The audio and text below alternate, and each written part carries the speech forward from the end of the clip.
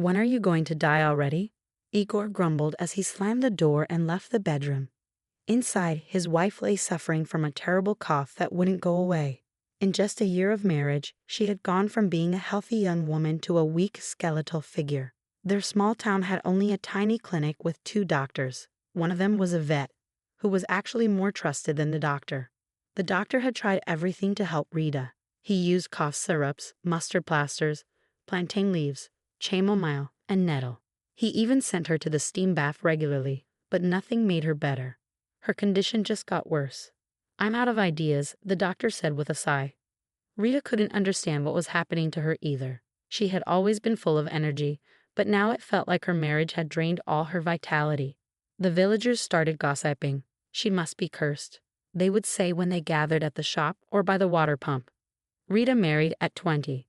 Igor, who was from the city, came to their village saying he wanted to bring new energy to the countryside. He got a job driving a bread delivery truck.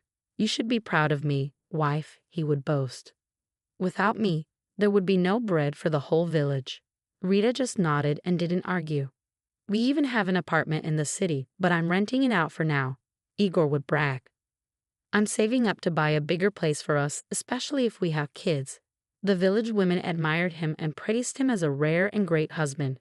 They would then go home and scold their own husbands. But Rita was happy with their little house and didn't want to move.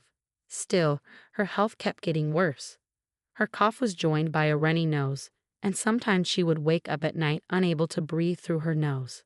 When this happened, she'd get up suddenly, waking Igor, who would grumble and complain. "Why are you always moving around? I need to get up early, and I can't sleep because of you," Igor complained. But as soon as his head hit the pillow, he would snore loudly, filling the room with noise.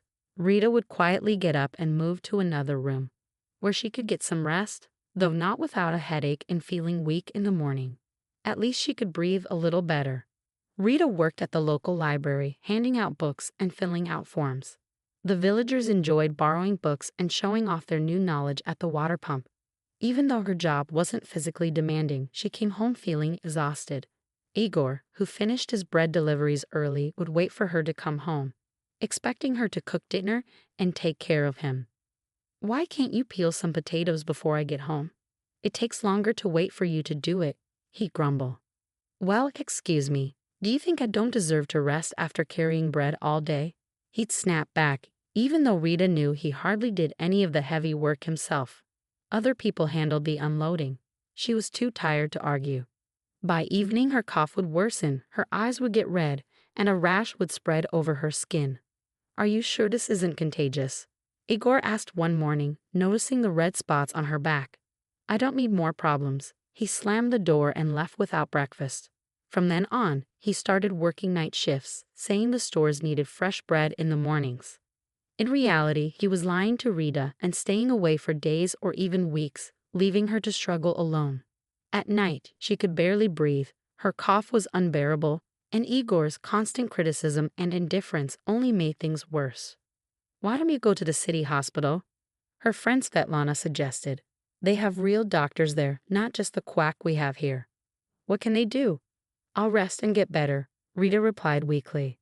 Svetlana hesitated before saying, "I didn't want to worry you, but some people say they saw Igor with a girl from the city who was here for the harvest. But you know how gossip is." Rita gave a bitter smile. She had noticed her husband's change in behavior long ago. She'd even found lipstick stains on his shirts a few times, although lately he'd started washing them himself. "I'm taking care of you since you're so weak," he'd say, but he left the sweaters and pants for her to wash. Rita's condition continued to worsen. She had been bedridden for 2 days, unable to move, her body racked with a violent cough, her eyes red and watery, and her skin covered in a rash. "When are you finally going to die?" Igor snapped. His new girlfriend from the rumors turned out to be real, and she was demanding more of his time, even wanting him to move to the city.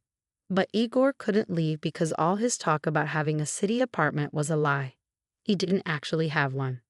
He lost his previous job because of a black mark on his record. He'd been caught siphonning fuel from the truck he drove and selling it on the side. That's why he had to leave the city. Then Rita, a naive country girl, came along and even signed over half of her house. which she had inherited from her grandmother. "Come in, this is your half of the house," Igor's voice called from the hallway. "Good, solid house," an unfamiliar voice responded. "And who lives in the other half?" the stranger asked. "An old sick woman. She'll be gone soon," Igor said, with no shame in his voice. "All right, I'll take it," the stranger said. There was the sound of money rustling, a handshake, and then the door slammed.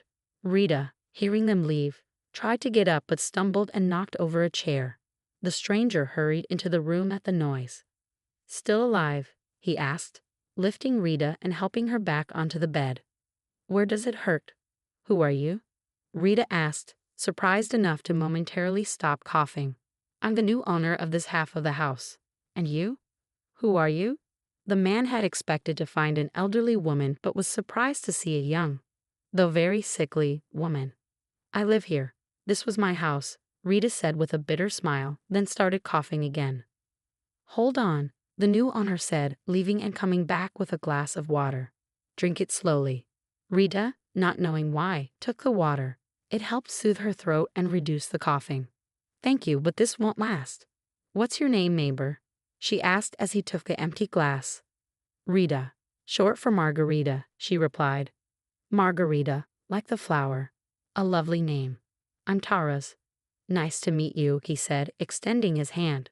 Rita wanted to shake it but then remembered her rash and pulled back. Taras caught her wrist before she could pull away and examined her hand closely. "How long have you had this?" he asked, frowning. "Are you a doctor or something?" Rita asked, a bit sarcastic. "Almost," Taras said seriously. "It comes and goes. It usually gets worse when I'm coughing a lot and feeling weak. It started a year ago. I've never had anything like this before." She apologized. "I need to lie down. My head is spinning." She rested her head on the pillow. "And where did you come from?" "I haven't seen you around before," she asked, studying Taras. "I'm not from here. I came from the city," he said. "Do you want the truth, or?" He smirked. "All right, I'll tell you the truth then. At this point, there's not much that scares me, and I've got nothing left to lose. I'm of no use to anyone anymore, and no one cares if I live or die. I might not be around much longer anyway." The doctor didn't check a patient's allergy to a medication he prescribed, and the patient went into anaphylactic shock and died. The family wanted justice, and I was supposed to be imprisoned.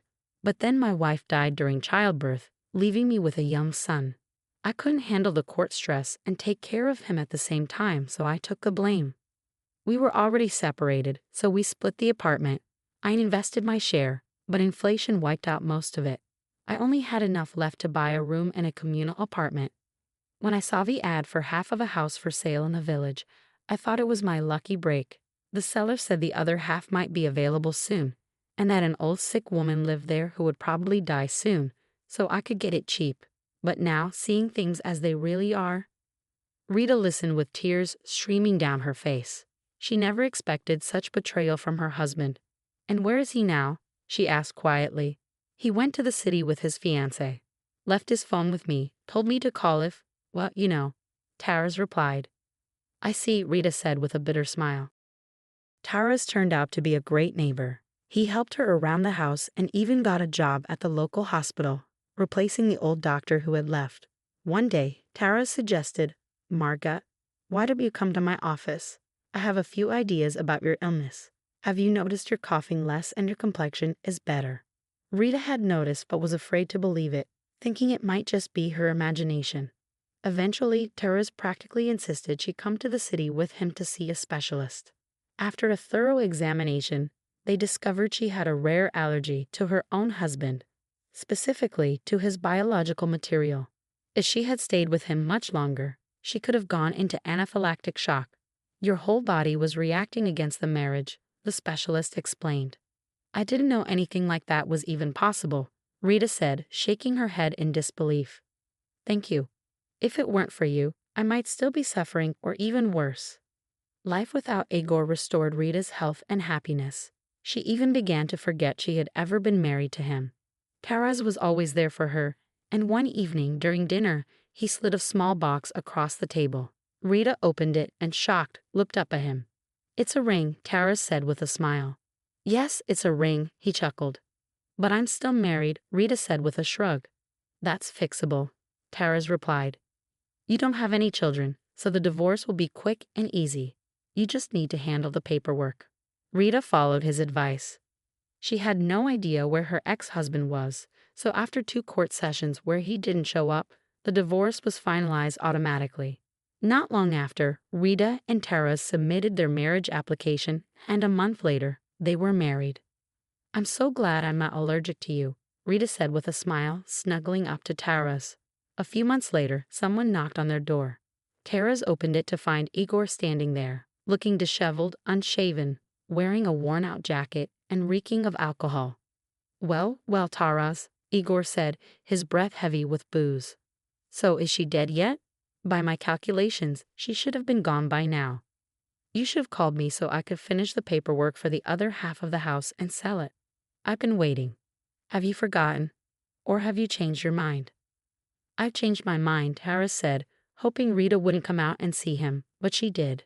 Darling, who's there? Rita called, stepping out. When she saw Igor, she recoiled in surprise. Margaret, you're alive. Igor stammered, stunned to see her healthy and pregnant. How is this possible? She's my wife, he stuttered. No, Igor, she's my wife now, and if I see you near her again, no one will ever find you. I've got nothing to lose, Tara said quietly but firmly. I'll make sure you disappear so completely that no one will ever find a trace of you. Understand? Igor, frightened, backed away quickly. Would you really have buried him? Rita asked, peeking from the room and hugging Tara's tightly. If you enjoyed this story, please give it a thumbs up, and to make sure you don't miss any more stories, hit the bell when you subscribe.